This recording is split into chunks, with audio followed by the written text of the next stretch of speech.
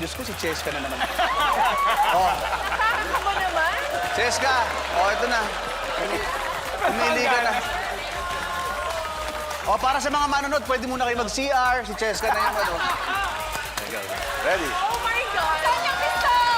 Saan yung gusto? Ano raw gusto nyo? Walang score, walang score ang audience participation. Okay.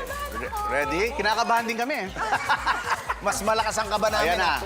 Kahit mainit ang panahon, sinubukan kong... Ayan. Kahit mainit ang panahon, sinubukan ko. Cheska, go. Kahit mainit ang panahon, sinubukan kong magpalamig. Thank you!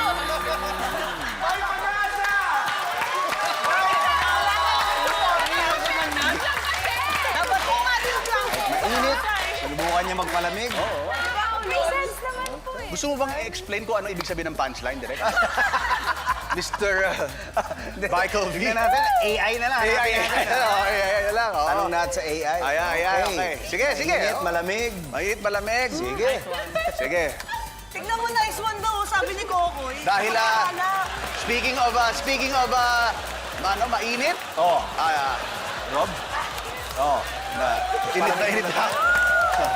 Anong gusto mo? Dito tayo sa lower part. Perfect! Nakakatawa, di ba? Ang ganda ng punchline. Wala pa ba?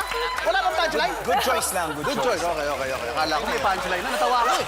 Hindi, grabe. Punchline niya. Perfect. Okay. Ito, Babara. Ito, baba. Yan, Ibaba mo pa. Baba mo pa.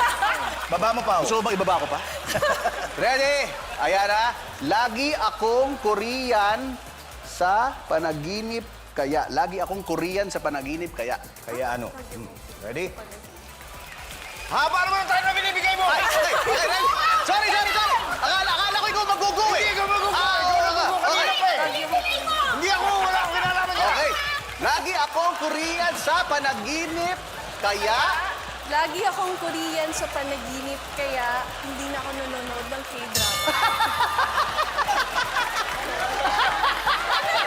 Ang ganda! Ang ganda! Hindi ka makahinga.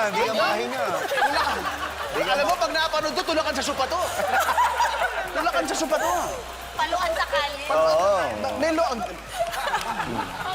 Okay. Gusto mo Okay. magpahinga na muna? Okay.